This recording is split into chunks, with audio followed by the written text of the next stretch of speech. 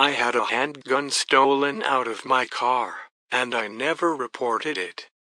I've carried a gun ever since it was legal to do so in my state, and still do. This happened when I was in college, and I was working marathon shifts on the weekends to help pay my way through on top of a heavy course load. I drove home late one night, completely exhausted.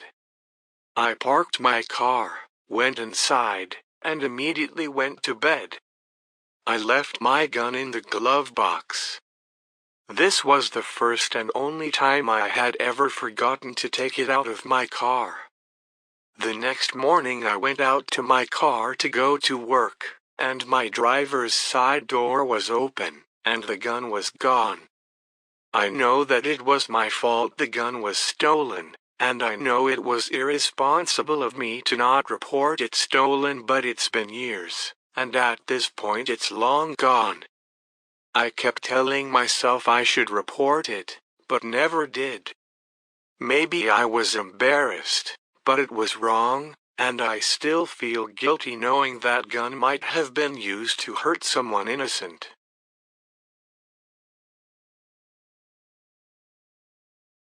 I rolled a car tire down my driveway. I've been lying about who did it for the past 18 years. My brother used to have a group of friends that came over in the summer. With nothing to do, we all did things that were kind of dumb. We invented a game of standing near the road and throwing rocks across it. We wanted to start a fire, like a campfire, I guess, so we'd go to the back and try to set piles of moss on fire. One girl was particularly unpopular with the parents of the group and even the other kids.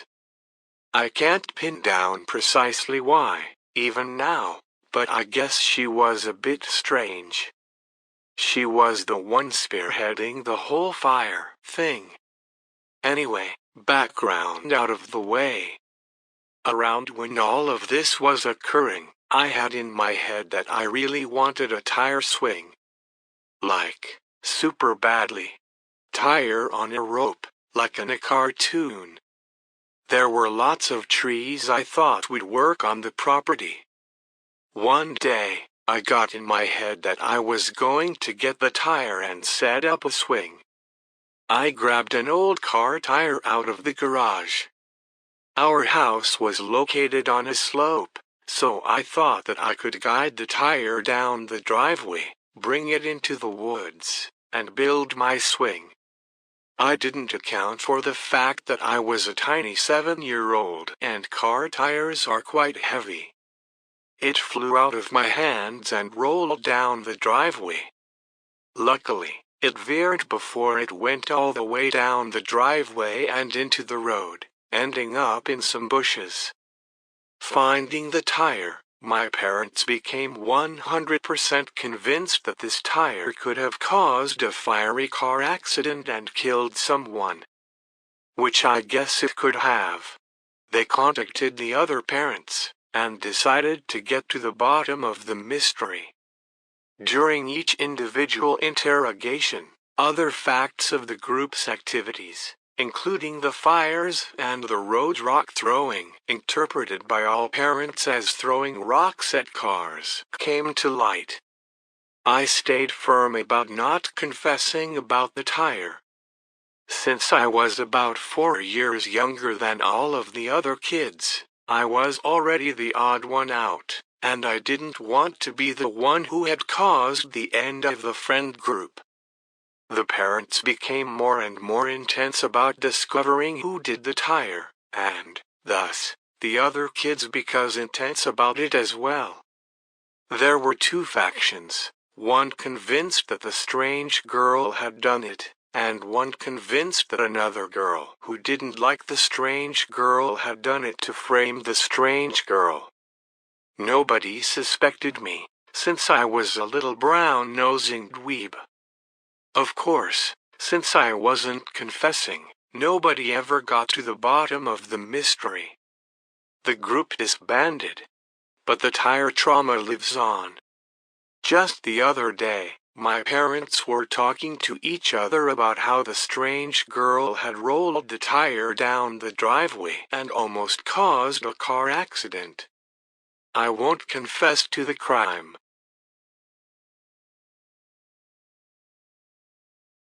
I purposefully discriminate at my job as a hiring manager.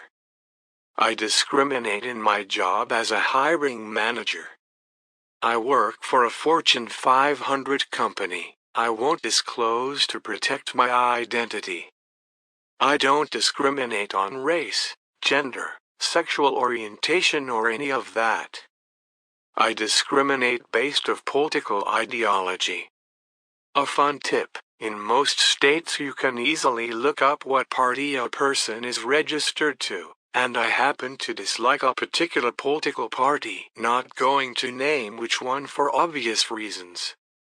Anytime we get an applicant who is registered to that party, I make sure they don't get hired. You'd also been surprised about all the stuff people post on social media, thinking that I can't see it. I do feel a little guilty. There was one great applicant that was overqualified but didn't get the job because of his leanings. However, I feel pretty comfortable refusing to hire people based off of this. In my eyes, your party tells you a lot about your values, and I don't want them in my company. I urinated on my homework and gave it to the teacher. I was in kindergarten, and I remember my teacher being mad at me for not doing my homework. I never did my homework because I didn't comprehend much at that age. I was mad that she yelled at me, so I went to the school bathroom, laid the homework on the floor and pissed on it. I gave it to her and she seemed puzzled about what had happened. I don't think she noticed. This is something I would never do. Sometimes I feel like I don't know who I am. Bless that poor woman. Children suck. Homework sucks. School sucks. I hate myself.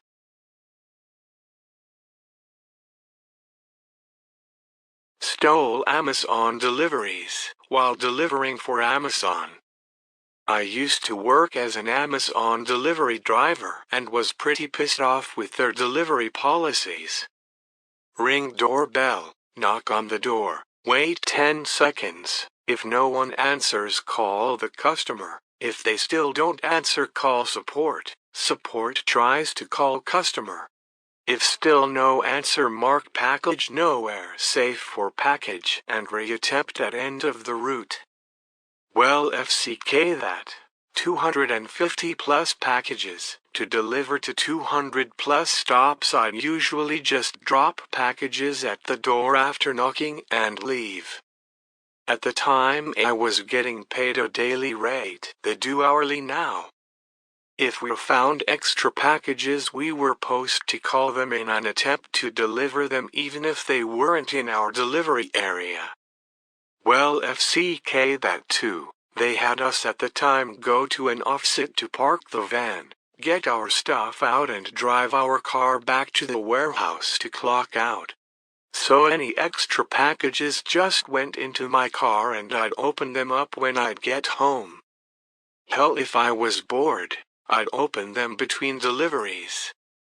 Always like 3-4 packages that weren't on my route. Amazon really sucks at scanning their packages to routes. And sometimes if a customer had been rude in the past, I'd just mark their package missing and take it home. I do feel bad about it because it could have been someone's birthday or anniversary gift. It's not like Amazon didn't just send them a new one and or give them a refund. But I know I did a couple of deliveries where they were literally having a birthday party and it was the gift for the kid. So I never know if someone felt depressed because they didn't get their item.